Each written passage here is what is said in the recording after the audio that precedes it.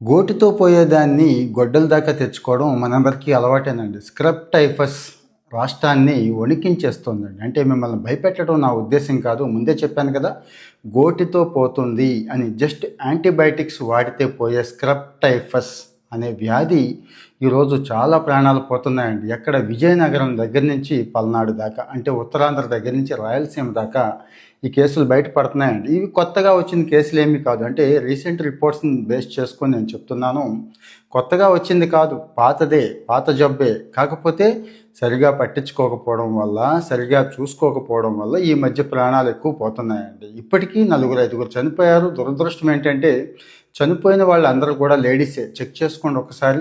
4 సంవత్సరాల పాప ఉంది, 10 సంవత్సరాల వాళ్ళు ఉన్నారు, పాపే ఉంది, 40 సంవత్సరాలు, 35 సంవత్సరాల మహిళ కూడా ఉన్నారు కదా. ఇది పల్నాడు, విజయనగరం, నెల్లూరు, ఇక్కడ చనిపోయిన వాళ్ళ గురించి అండి.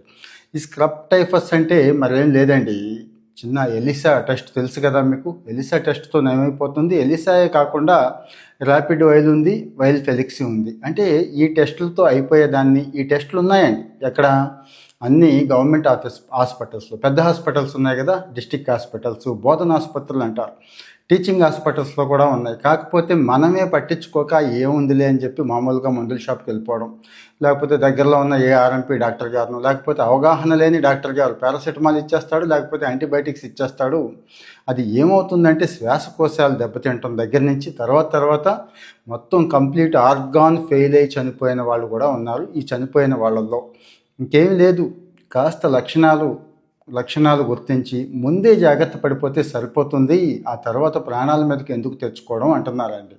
ఎందుకంటే దీనికి వ్యాక్సిన్ లేదు, ముదిరిపోతే మందులు లేవు.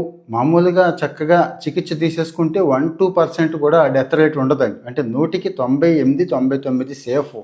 కానీ ఆ టైంకి జాగ్రత్త పడకపోతే, చికిత్స తీసుకోకపోతే 6% నుంచి 30% దాకా మరణాలు ఉంటాయని చెప్పి వరల్డ్ వైడ్ చేసిన అధ్యయనంలో తేలింది. అంటే ప్రపంచవ్యాప్తంగా ఉన్న ట్రెండ్ ఆంధ్రాకి కూడా అప్లై అవుతుంది కదండి.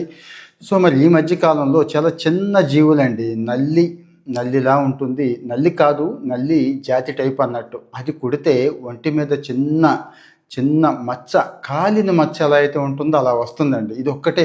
ప్రస్తుతానికి ఇది ఒక్కటే చాలా ఇంపార్టెంట్, గుర్తుంచుకోండి. ఒంటి మీద ఏదైనా కుడితే చిన్న కాలిన మచ్చలాగా అనిపిస్తే 1-2 రోజులు ఆ మచ్చ కంటిన్యూ అయితే ఇమ్మీడియట్గా హాస్పిటల్కి వెళ్ళాలి. భయపడి మళ్ళీ బెంగ పెట్టేసుకొని ఏదేదో చేసేయొద్దు. మామూలు గవర్నమెంట్ హాస్పిటల్కి వెళ్ళండి, టీచింగ్ హాస్పిటల్కి వెళ్ళండి తప్పించి మళ్ళీ ప్రైవేట్ హాస్పిటల్కి వెళ్ళామండి వాళ్ళు లక్షల్లో దోసేశారని చెప్పి కంప్లైంట్ చేయొద్దు. సో వాళ్ళు టెస్ట్ చేస్తారు, ఏది ఐజీఎం ఎలిసా దగ్గర నుంచి ర్యాపిడ్ వైల్ టెస్ట్ చేస్తారు.